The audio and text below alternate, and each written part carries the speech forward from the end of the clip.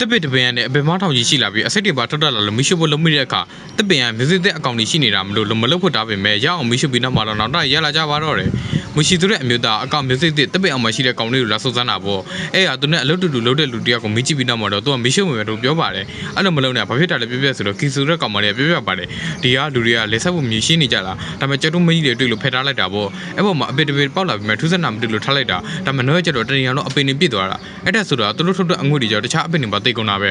ခုဆိုတရောင်လုံးဖြစ်နေပြီဒီဘက်ရောကူးလိုက်လူတွေသေးလိမ့်မယ်အဲကြောင့်နှစ်ဖြတ်မရှိတော့မှပြောပါတယ်မရှိတော့အက်ဆာလိုက်တွေပေးခဲ့တာပေါ့နောက်ကျသူတို့ကမရှိဖို့လုပ်ကြပါတယ်မရှိကတားပေမဲ့သူတို့ကနောက်ချက်တာပဲဆိုပြီးထူးလက်ကအခန်းထဲပေးထားခဲ့ပါတယ်ညရောက်တော့မရှိဖို့ပြင်တော့မရှိလည်းအမြင်ထွက်သွားခဲ့ပါတယ်ဒါပေမဲ့သူရတော့မရှိပြီးနေပြီးအပင်နဲ့ကုန်တိတ်ကုန်တာပေါ့ဒါပေမဲ့အထက်ကစောင်းမီရထွက်လာကကိစုပါတယ်ဝင်သွားပါတယ်တခြားနေရာလည်းလွင့်သွားတော့အမေမတော်ဘူးစနေပြောပြီးတားခဲ့တာပေါ့ကိစုကလည်းခွေးရပြီးရှင်းလင်းပြန်လို့ရပြောပါတယ်မရှိကတခုပြင်အစီပြန်လို့ဆိုပြီးစပ်ဖို့ပြောခဲ့တာပေါ့တကယ်ပဲမကြခင်မရှိရောက်လာခဲ့ရပါတယ်ဘာလို့လဲဆိုတော့ကလေးတွေကနေမကောင်းဖြစ်လူကြီးတွေကလည်းတေးလာလို့ပါကီဇူဂရန်လည်းဖြစ်နေတယ်ပြောလို့မရှိရတာအဲ့မီးကမီးတူပဲမင်းထွက်ကိုလည်းအဲ့အပင်တွေပေါက်ရောက်နေပြီခုမဲ့ဆိုမီးတူကိုယူပြီးချက်ထားတဲ့ဟင်းကိုစားပေးရမယ်ဆိုပြီးချက်ထားတာကိုပေးလိုက်ပါတယ်အဲ့ဒါစားပြီးနောက်မှာတော့ကီဇူလည်းအဆင်ပြေသွားပါတယ်နောက်တော့တခြားသူတွေလည်းတတိထားနေရရဲ့နှွေးစီရထားတဲ့အကြောင်းဆောင်းမီလည်းကြောက်စရာမလိုတော့ပဲအဆင်ပြေနေတာတော့ကဇလန်လေးလည်းပြီးဆုံးသွားပါတော့တယ်